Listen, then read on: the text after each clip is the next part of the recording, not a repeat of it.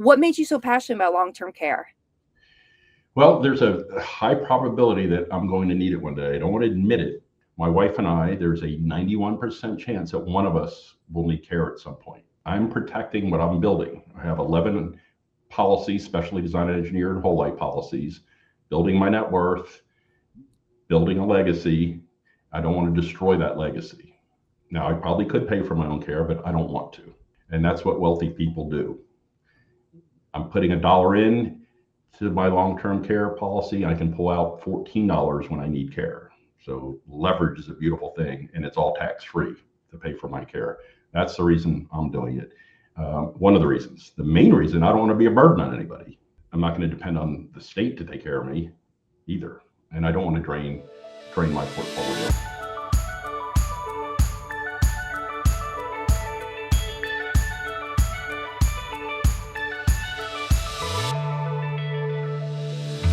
Hey, Money Multipliers. Welcome back to another episode of the Money Multiplier podcast. I'm your host, Hannah Kessler, and we ask ourselves, do our dollars make sense? Hey, today is going to be a fun episode, a topic that has been coming up more and more. And matter of fact, I'm going to go a little bit deeper into some personal situations and personal stories that's been happening just in my family's life. I shared a little bit not too long ago on the recent live stream that I do. Just, by the way, FYI, every Thursday morning, 9 a.m. Eastern time, I go live for Money Mornings with Hannah. So you can catch the live stream, ask me questions live as well, be in the chat box. You can go and catch that on the YouTube channel, Money Multiplier, or even my personal YouTube channel, Hannah Kessler. So that's every Thursday, 9 a.m. Eastern time. And if you can't catch it live, the recordings will be posted on YouTube. Or if you're a podcast listener, you can also go to the podcast channel, Money Mornings with Hannah, and then watch it that way. But I'm going to get a little bit personal today, and I am going to bring on the expert in our office over here at the Money Multiplier. Simply the topic of helping aging parents without draining your money. It's an important topic because I don't know if y'all know this. If you follow Isabel Guarino, she is Residential Assisted Living Academy, teaching people how to protect against the silver tsunami that's coming through. And what she really means by the silver tsunami is that there are over 10,000 baby boomers aging into 65 years old every single day. And these baby boomers, I mean, they're going to need care.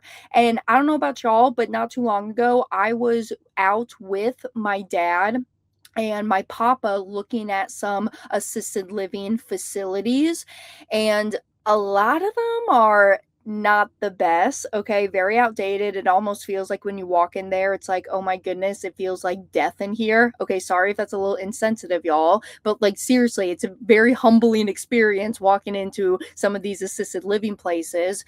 And that's what Isabel does. You know, she is very deep into the residential assisted living space.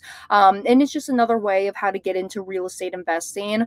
But how do you fund for that, right? I mean, it is very expensive. The nurses, the medication. I mean, it costs a lot of money to put your grandparents, your parents into these assisted living places. And how do you protect yourself and your family from not taking on all of that burden? I want to introduce y'all to Mr. Mike Samitt. He is our long-term care expert over here at the Money Multiplier. Let me bring him on. Hello, Mr. Mike. Hey, Hannah, how are you? Good, man. What's up today? Great to see you. You're always a breath of fresh air. Thanks, man. Thanks. And Mike, you and I don't live too far from each other. You're in St. Augustine. I'm in Daytona Beach, Florida. We don't see each other enough just with how close we live, though. Just putting it out there. Well, you're clearly not there now, judging by your background. So Still living van life. Yes. Yeah. Hey, Yeah. What are your initial thoughts? Okay, because what made you came into this business, right? I mean, if I can just say this, you were a client of the Money Multiplier first, right? I mean, you found your passion, you were implementing the infinite banking concept, and then you really took the lead and started going out and learning more about long-term care. What made you so passionate about long-term care? Well, there's a high probability that I'm going to need it one day. I don't want to admit it. I never thought I'd have prostate cancer, but I got prostate cancer. So it can happen and it probably will happen. So my wife and I, there's a 91% chance that one of us will need care at some point. If I were single, there's a 70% chance. Those are pretty high odds. So I'm protecting what I'm building. I have 11 policies, specially designed and engineered whole life policies, building my net worth, building a legacy. I don't want to destroy that legacy. Now, I probably could pay for my own care, but I don't want to. Yeah. I'm transferring that risk to One America. And that's what wealthy people do.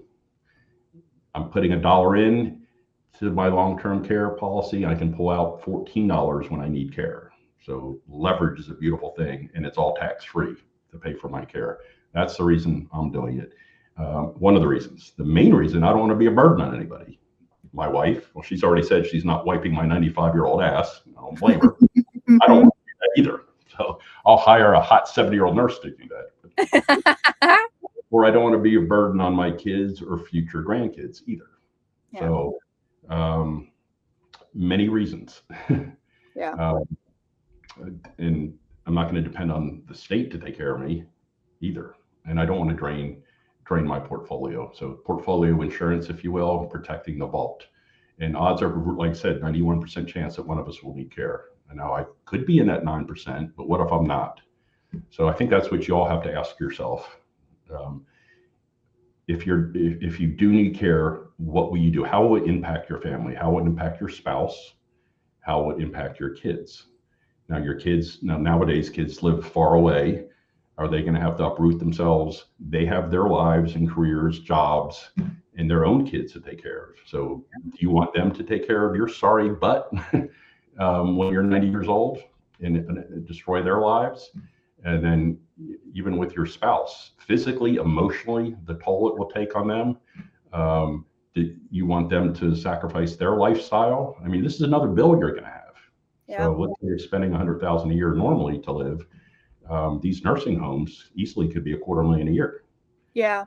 So you have to look at that. And then the other thing you have to ask yourself, how will you pay for it? What will you sell first? Are you going to dip into your retirement accounts? That's a taxable event. Or are you going to sell some stocks that are appreciated? Another taxable event. Yeah. So you've got to look at all those things for something that's probably going to happen. I mean, no one plans to fail. They just fail to plan. Yes. Okay. Dad says it so perfectly. He says, a failure to plan is a plan to fail. I'm like, okay, Dad, I know. Because when I started getting into this business, I'd travel around with him. I'd be his AV girl at a lot of his live presentations. And sometimes he'd get mad at me because maybe I'd forget the HDMI cord, or maybe I forget a few extra books I was supposed to bring. And he'd always bring up that one liner. He's like, where's your checklist? You need your checklist. I'm like, Dad, I know. But even too, okay, so this is the most perfect time that we're talking. I just got, I'm on my way back home to Florida. I was in Dallas for a little bit because that's where Papa lives. And a lot of y'all met Papa not too long ago on that one episode of cash flow versus cash accumulation, where I sat down with my 91-year-old grandfather. And so I was there in Dallas and I was just passing through. I was going to stay one night, come and see Nanny and Papa, go take Papa out for a dinner. And that was a lot of fun. And when I was there the next evening, I was outside filling up my van with fresh water, and the ambulance comes around. And I'm like, what is the ambulance doing here? And they get out, they pull out the stretcher, and I'm like, what are y'all doing here? And they said, well, you called. I was like, we called? And so then they walk in, and come to find out, Papa called it for Nanny because Nanny was having some chest pains and she was having shortness of breath.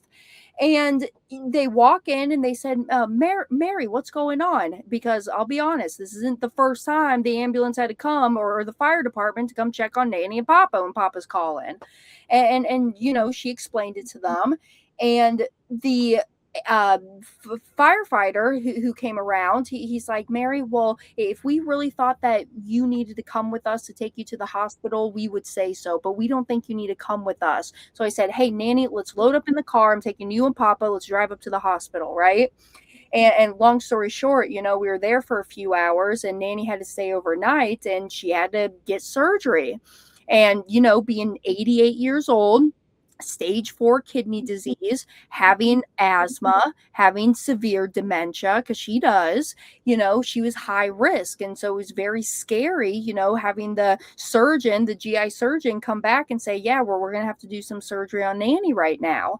And just all of that, yes, it's a lot of mental stress, it's a lot of emotional stress, but also it's some financial stress. Okay, because Nanny and Papa, they do have help that comes to the house. They have 3 girls that come. First of all, some of the girls just don't even show up. Papa's waking up and nobody's there to take care of them. Number 2, it's expensive. Right now, Papa's spending 1 to 2,000 more a month than what he's making, and so he's dipping into the assets and his liquid cash that he does actually have. And I'm just going to be real blunt. When I was there, I kind of laid it down to these ladies. I said, guys, because long story short, Mom and Uncle Brad took over the estate, if you will. Everything's in the trust, and Mom and Uncle Brad are trustees of the trust because there were some other issues going on, and they're seeing the bills go out every month, right? And how can you tell me that Nanny and Papa, who eat out every night for dinner, are spending over 2,000 a month at Tom Thumb and Walmart? Even stuff like that, it's very risky to have these third-party people come into your home to take care of you and have access to your credit cards, your debit cards, for those elder people, because they're not keeping a close eye on it, right? And so just all of that, it's just like kind of gets to a point where it's like, when is enough? And I don't want to force Nanny and Papa out of their house, you know what I mean? And to be honest, y'all, I'm just being very vulnerable and just very open with y'all right now of what's actually going on. And a lot of you can probably resonate because you've been through some of this stuff. But I know it's hard to leave your home. And I don't know, Mike, like, let me ask you, have you, like, with your parents, have you ever had to move them into assisted living? Have you ever had that personal experience yourself? They've moved themselves into one not too long ago, a couple years ago in Boca Raton, Florida, and I'm glad they did. And for the same reason, they didn't want to be a burden on their children. Yeah. So if they need to, my dad's probably a year or two away from moving to the other wing of this facility into the assisted living. If he can't meet 2 of the 6 ADLs, eating, bathing, dressing, using the bathroom, transferring, or continence, or has a severe cognitive impairment, that's when the long-term care kicks in, and then he can move to the other wing of that facility. Yeah. So I'm glad they did it, so I didn't have to force it. They were in a condo with stairs going in, and then stairs once they got in, and I mean, it was just a disaster waiting to happen with them. Yeah. And it's sad to see your parents decline, but it's inevitable, like I said. And dad's 88, my mom's 86, so he's got that old man shuffle. If he moves any slower, he'd be going in reverse. No, it is. It is. And it's important to have the help and the care there. So hear me out, y'all. I mean, this is why I think about, I don't know who said this quote, but I think about it a lot, is you got to live as if you're going to die tomorrow. So live presently, live in the moment, but you got to plan until you're going to live till age 120 years old. I used to say you're going to live forever, but I was like, no, we're not going to live forever. We're not vampires over here, but Make it to 121, endow your life insurance policy. That's right. You get that death benefit check. That is, it's true. I mean, if you do live to 121, they will pay you out that death benefit. Yeah. I have a lot of clients that think they can hit it. Hey, with medical technology and AI, people are living longer and longer. So, Hannah, you might be the one, as young as you are, to hit that 121. Then they'll raise it to 131 or something. But Hey, so a lot of people, like, let me ask you, do you get a lot of people who are coming to you first to ask about long-term care, or are you the one who's bringing it up to other folks? both. I mean, a lot of our clients, inquire about it. So other agents bring them to me. A lot of them ask me about it because they have aging parents. They see it firsthand. And then the parents, it's too late. The parents are already needing care, so they can't get the insurance on their parents. But then they say, well, if it happened to my parents, it's probably going to happen to me. So um, that's when they initiate the conversation. And it's amazing. I thought One America is such a phenomenal plan. They have a joint policy. And if you don't use it for care, if you're lucky enough not to need care, it turns into life insurance. So you're going to get your benefit from it one way or the other. Like homeowners insurance, I've owned a home since 1992, paid homeowners insurance since that time, never once filed a claim, probably never will. So that money's gone. And now I can sleep well at night since I have the insurance, but I'm not using it. But with long-term care, you're either going to use it for care or it becomes life insurance. So your beneficiaries will get a death benefit. Yeah. So I was really shocked when I started this that, I thought it would be all joint policy because that's a really good plan. It's almost the same cost, my wife and I versus just one of us being insured. But I have a lot of single people because they feel they have no one to take care of them. They have to get this life insurance. So about half my clients are single and half of them are a couple.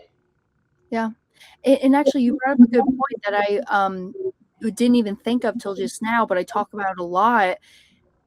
On whole life policies, just FYI, y'all, and I guess I can just say this for within the Money Multiplier agency, there is an accelerated death benefit rider that gets attached onto that policy, or like One America calls it the terminal and chronic illness rider. And Mike, you explain that. What are those types of riders?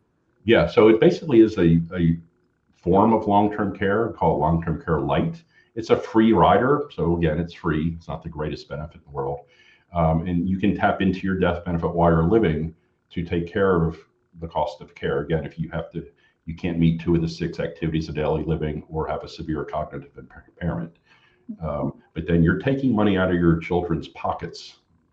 And that's my view on it, because you're using your death benefit for that versus the real reason you're having this life insurance is to protect your income and pass it on to your beneficiaries, whether it's your spouse, kids, grandkids, or what have you. Yeah. Yep. And I say it this way because it is a free rider, so we add it on to all policies, so why not? But yeah, if you use that death benefit money while you're living and you're using it for the care, and 2 of the 6 daily activities just mean like the bathing, the mobility, eating, etc., then the insurance company will start paying out the death benefit early to you. But if you deplete the death benefit and you're still around, you still need the resources, you're SOL, right? That's right. Or One America's Asset Care, they call their long-term care policy. They have a lifetime benefit, and that's really where the magic is. You don't have to worry about a thing. In 2 years, you're like, oh, some policies are 2 years. It runs out. Then what? You're out in the street. So you could be on care for 30 years, and they're going to pay for it. And that's really what we're insuring against. Because again, we're living longer, like I said before, with medical technology and AI. We've done wonders for the body, but for the mind, not so much. So there's these cases, 15, 19 years, Alzheimer's, dementia, Parkinson's. We're seeing a lot more of those come up, and we probably will see longer durations of care as we move on in time. So that will definitely deplete your death benefit, and then your whole portfolio for that matter. Yes. And who knows what the cost of care will be in 20, 30, 40 years when we need it. I know. So that's why I always recommend putting an inflation rider on these things. You have a choice of none, 3% or 5%, and you have a choice of a 20-year or a lifetime inflation rider. Personally, I did the 20-year. Lifetime gets a little pricey. Hey, sorry to interrupt the episode here, but I want to take a quick break. If what you're hearing today has made you curious about infinite banking, how it works, I want you to go watch my free presentation. In it, I walk you through the same steps that my family took to pay off $984,000 of debt in 39 months, and how we've been able to recycle and recapture every single dollars since then. This isn't theory. This is real. I mean, this is what the wealthy have been using over 200 years to keep the money within the family. This is literally where banks, conventional banks, store a boatload of their dollars at. And it's the same process that we've helped thousands of families across the country put into action. So go to themoneymultiplier.com/presentation and see for yourself how you can start taking control of your money today. All right, let's get back into the episode. Hey, let me ask you, I'm going to share it. This is actually my mama's long-term care policy. Can we go in here and can we explain a little bit about what I'm looking at, okay? Because sometimes, and actually this came from a conversation with a client who hopped on my calendar last week, and asking me about the differences between the cash value and the long-term care, because he's interested in long-term care. He's 62 years old, and he's him and his wife. And what's the differences between the cash value in my long-term care policy versus the cash value in my infinite banking whole life insurance policy? Yeah, you could draw from it. You could borrow against it. We don't recommend that because that'll take away from your actual dollars for care. Or if you wanted to, for whatever reason, say, screw this, I don't want it anymore, I want to back out, you can take your money and go home if you want. So there, live, quit, or die, you're getting a good portion of your money back. So you could quit, get your cash value, and say, screw you, One America. If you didn't need care, you get that $119,000 death benefit. Or if you do need care, you got that $4,768 a month available to you to pay for your care. And if I go in here, because this is the power, this is why, in my humble opinion, One America has the best long-term care product on the market here in America. Explain to me why. I know you said it earlier, but one more time. They can never raise premiums. That's a problem with a lot of older policies out there. They keep jacking up because the cost of care keeps going up. So they raise their premiums so many times, people cannot afford it and they have to lapse their policies. So all their money is gone that they put into it. One America has a lifetime benefit for only a fraction more. I mean, you have a choice to choose 2 years, 4 years, 6 years, or lifetime. And it's a much better deal to do the lifetime. And that's why we have insurance. So we don't have to worry or stress about anything. Like I said, there's these cases could go on for 20 years. If you go on care, premiums are waived. That's huge. They will resume again if you come off of care, but very few people, once they're on care, come off of care. Maybe in a car accident situation if you're younger. But, an older person needing care, typically we don't see them come off of care. And I was even asking about this, and you told me, Mike, or excuse me, you said, Hannah, you're too young. Come back to me when you're 35. Yeah. That's the minimum age. I love Hannah because she thinks long term. And you were probably 26 when you asked me that, maybe 25 even. So not many people 25 think about what they're going to need when they're 85, 90 years old. But Hannah is Nelson Nash thinking long range. That's what they stressed in this latest Nelson Nash think tank, thinking long range. Yeah, no good. And the age, as long as you sign your application when you're 80 or younger, you're good to go. I just got one in time. She was turning 81 a week later. So we just squeezed her in. She just got approved, as a matter of fact. So wow, okay. And is it okay, I have two kind of questions. Number one is it just like the regular underwriting as if you were to get a whole life policy? Similar. If you're 60 or older, they are going to do a cognitive test over the phone, just testing the memory, basic test. It's actually a little easier to qualify in some circumstances. I have some cancer history, so I am paying an extra $12 per thousand of coverage for my whole life policy, which comes to almost $16,000 a year I'm just throwing away. I got approved with a preferred rating at One America, so they don't care about my cancer history. Wow. So a lot of times it's easier to qualify for long-term care than whole life. And when is like the good time to start thinking about this? I mean, is it when you're 35? I mean, should it be when you're 50? Like when? Yeah, 35 is ideal if you're able to. And then you can always get more policies. You can stack them, kind of like what we do for infinite banking. Another great benefit with One America is they will consolidate them for you. So it's not like you have to manage four policies when Oh, you're using care. They will coordinate all that with their concierge service.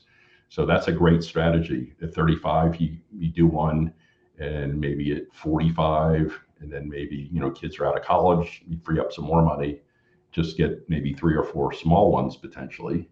And then there's another option to use qualified money to put that into an annuity. Now you should be 59 and a half, so you don't have to pay the 10% penalty, but that's a great option. And at One America, let's say you moved $100,000 over, they're going to give you a 25% bonus. So you've got $125,000 sitting in an annuity. That annuity is going to buy long-term care over a 10-year period at $12,500 per year.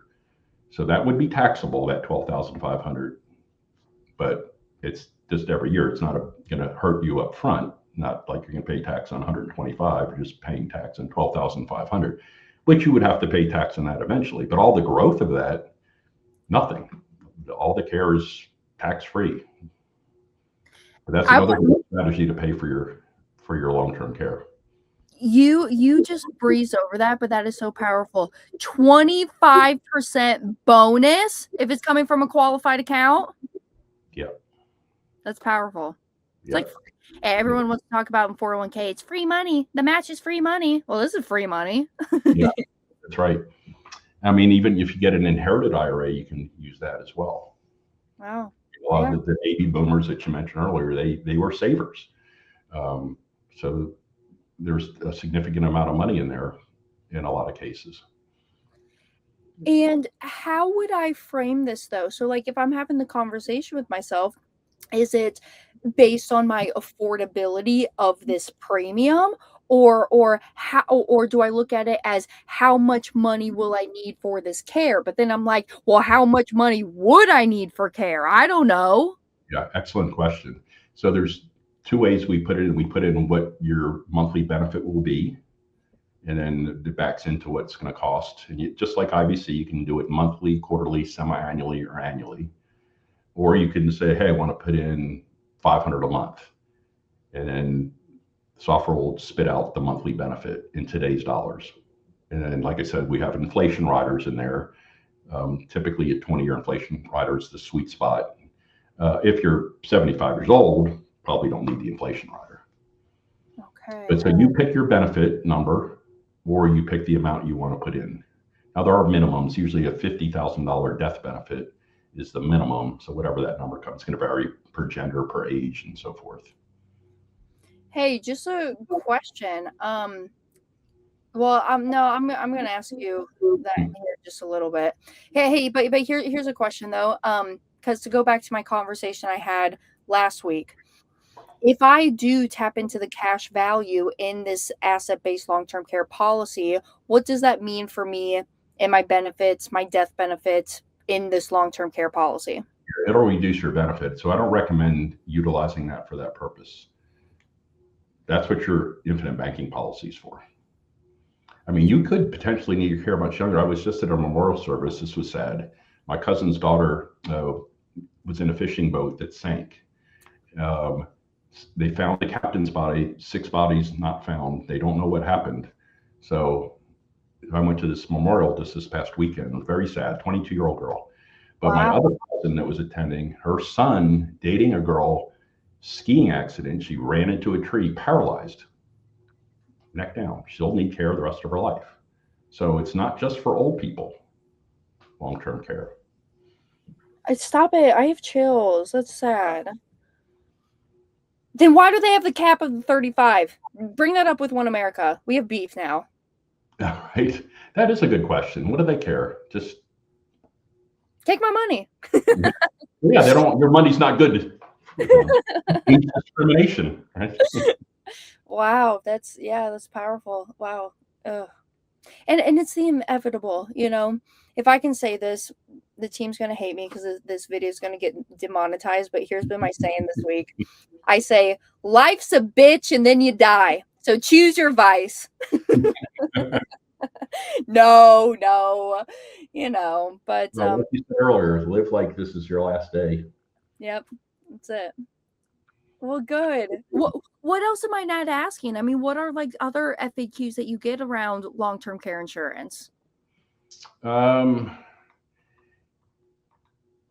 a lot of it is just that the funding. I just really love the leverage aspect of it. Again, you put $1 in to get $15 or $20 in the future. Yeah. That's a big one. And I think then everyone have it. I mean, like I said, 91% chance that husband and wife will need care. I mean, again, those odds are really high. There's a 91% chance of rain. I'm bringing my umbrella. yeah. 100%. And then like you said, this is why I personally believe it's the best one on the market, because if you don't use the benefits, you still have a death benefit. So Right. that death benefit is guaranteed until age 121 as well, right? I'm looking. Yeah. I mean, it'll run. Yeah, no one's hit that, but yeah, it'll keep going. Like I said, if you could live to be 300 years old, and they're going to pay for your care, though. Yeah. That's what a lifetime is. Yeah. Powerful. All right. What do you have any other closing thoughts on this? Because I think I've asked you, honestly, this was more so personally. I wanted to know, I'm being selfish. Okay. Here's one thing my mentor has always taught me: always appeal to self-interest. Okay. So I wanted to know about this stuff, but is there anything else, last closing thoughts, that you think would be helpful for the community? Well, we talked about parents. Now, you could fund the policy and be the payer of the policy on your parents' bodies, again, assuming they're insurable. Mm. Again, very important. They would have to go through the underwriting, but again, parents could be stubborn sometimes. Oh, I don't need that. That's not going to happen to me. But then they're going to be a burden on the children. And there's a saying in the industry: life insurance brings family together, but long-term care rips them apart. So if siblings are taking care of their parent, well, not all the siblings are going to be pulling their own weight a lot of times. A lot of animosity, a lot of problems occur. So another reason for long-term care, and to get it on your parents. Yeah. And it's sad too, because I think Isabel was the one who told me. I hope I'm not butchering up this statistic. I'll double check. But in the residential assisted living space, she's telling me it's less than 10% of these folks have long-term care. Yeah. Isn't that sad? Yeah, most people don't want to think about it in the future. It's not going to happen to me, or I'll worry about it later. I'll worry about it later. No one's ever regretted having it when they need care. Yeah. Nobody. So again, they just don't think about it. But yet we're in the mindset of, oh, okay, so once I have this baby, I'm going to just put money away because they're going to go to college. It makes no sense. What's the difference between the funding for the college versus funding for the long-term care, Yeah, the kid might not go to college, for one. Yeah. So I'll leave y'all with this last thoughts. And hey, I'm gonna put Mike's email up on the screen. Okay. So for all my podcast listeners, Mike, Mike at chrisnaugle.com, ChrisNaugle. So Mike at chrisnaugle.com is how you can get it in contact with Mike. And like I said, he's our long-term care expert here at the Money Multiplier. But I think there was a gentleman. Actually, I'm going to say this. I have a firm belief that One America's product here, and we do business with a whole bunch of different companies, right? I always say, like, even for the infinite banking concept, there's a reason we have 6 different companies. I'm not married to any one of the companies. There's reasons why I pivot folks in one place over the other. But I will say this: I am very biased that One America has the best long-term care policy. And how I can prove this to you is one of the old vice presidents of another insurance company has a One America long-term care policy because it's just that damn good. But he put it best. Long-term care is not here to make you rich. It's not here to make you wealthy, but it's there to protect the vault. So then you're not dipping into your assets. You're not having to take out reverse mortgages to fund for this lifestyle for yourself. And I can tell you right now, just with my grandparents, it's costing them well over $12,000 a month just for the care that they need. So time to start planning, because a failure to plan is a plan to fail. Yeah, I looked at long-term care about 10 years ago with my then financial advisor. Very expensive, 2 years of benefit. He's like, oh, you have enough money to pay for it. And he was right. But now looking back, do I want to pay for it? No, I don't want to pay for it myself. I want One America to pay for it. Yeah, but And Hannah said it right. These are not going to make you rich, but they're going to prevent you from becoming poor. That's the purpose. Protect the vault. So yeah, just email me if you're interested. I'll be happy to run some numbers for you, and see if it's a good fit for you. good. Thank you, Mike. I appreciate you being here. Anytime, Hannah. Great seeing you. All right, y'all. And until next week. Excuse me. Sorry, Mike. There you go. Until next week, I will see y'all back on Tuesdays. Every Tuesday, the Money Multiplier podcast. New episodes come up live, and I'll probably be back home by then. But until then, this episode actually is going to air the day or two after Tampa event. So let me just do a little shout out to Tampa real quick. Thank you, y'all, for being there. I appreciate you and supporting us and just coming out, learning, being with the community. And as always, I'm going to put my email down on the screen as well. Hannah@themoneymultiplier.com. You can see me there.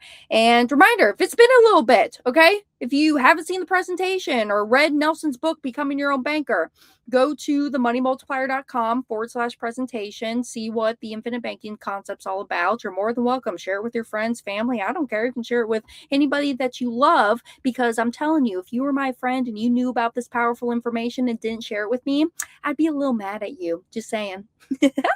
All right, until next week, do well, be good, make good choices today, because the choices you make today will affect your future. Mwah. Love y'all. See ya. If you really enjoyed this episode, you'll really like this one.